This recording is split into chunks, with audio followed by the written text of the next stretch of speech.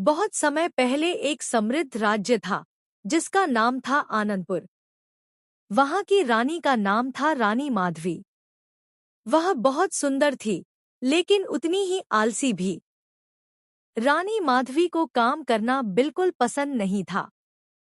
सुबह देर तक सोती रहती, दरबार में भी देर से पहुंचती और राज्य के कामों में कोई रुचि नहीं लेती। सारा काम वह अपने सेवकों पर छोड़ देती थी। राजा विक्रम एक मेहनती और न्यायप्रिय राजा थे। उन्हें रानी की यह आदत बिल्कुल अच्छी नहीं लगती थी। उन्होंने कई बार रानी को समझाया, माधवी, राज्य चलाना सिर्फ मेरा काम नहीं है। तुम्हें भी अपनी जिम्मेदारी समझनी चाहिए। लेकिन रानी हर बार हंसकर बात टाल देती, महाराज, इतना काम करने के लिए तो आप हैं ही, मुझे क्यों चिंता करनी चाहिए। समय बीतता गया। एक दिन राज्य में अचानक सूखा पड़ गया। फसलें खराब हो गईं, लोग परेशान हो गए। राजा विक्रम दिनरात मेहनत कर प्रजा की मदद करने लगे। उसी समय रानी माधवी अपने महल में आराम कर रही थी।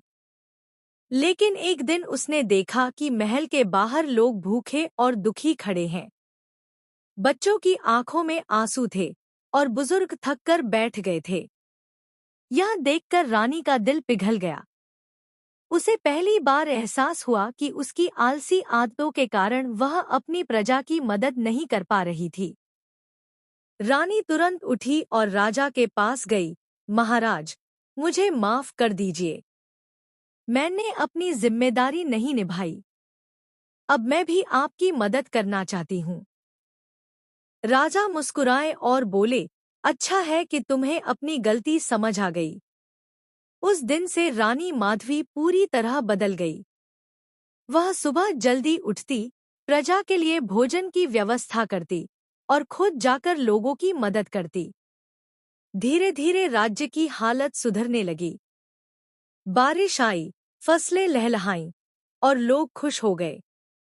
अब रानी माधवी को लोग मेहनती रानी के नाम से जानने लगे। सीख: आलस्य हमें कमजोर बनाता है, लेकिन मेहनत और जिम्मेदारी हमें सम्मान दिलाती है।